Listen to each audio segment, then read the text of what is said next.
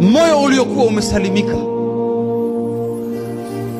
Siku zote unaishi katika mgongo wa ardhi kwa tahadhari, unaogopa kwa kila matendo ambayo inakuwa inaufanya moyo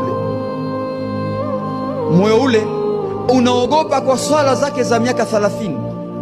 Moyo unaogopa kwa haji, moyo unaogopa kwa umra, moyo unaogopa kwa zaka, moyo unaogopa kwa amali yote ya kheri ya kujikurubisha kwa Allah. Moyo unaosalimika haumakiniki kusema kwamba mimi nimefaulu kwa sababu ninafunga sana, mimi nimefaulu kwa sababu ninatoa sana, mimi nimefaulu kwa sababu ninasimama sana qiyamul layl. Moyo uliosalimika unaogopa. Allah anasema ndani ya Qur'ani katika surati al-Mu'minin, innal ladhina min khashyati rabbihim mushfiqun walladhina hum biayati rabbihim yu'minun والذين هم بربهم لا يشركون والذين يؤتون ما أتوا وقلوبهم وجلة أنهم إلى ربهم راجعون. سبحان الله.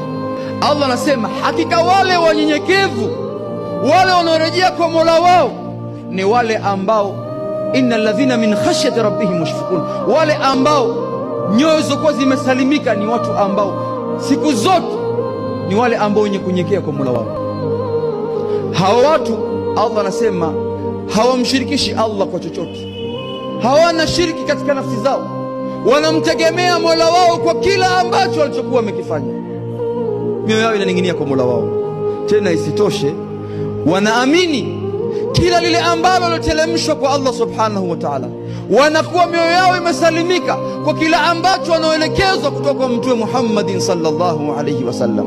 Pamoja na hayo, wanatoa katika yale ambayo Mola wao aliyokuwa amewaruzuku. Wa qulubuhum wajila, lakini nyoyo zao zinaingiwa na hofu. Annahum ila rabbihim raji'un, na kwamba wao kwa Mola wao wanarejea. Subhanallah. Yani mtu pamoja na kutoa, nafsi yake inaogopa, hichi ninachokitoa huenda kikawa hakukubaliwi mbele ya Allah.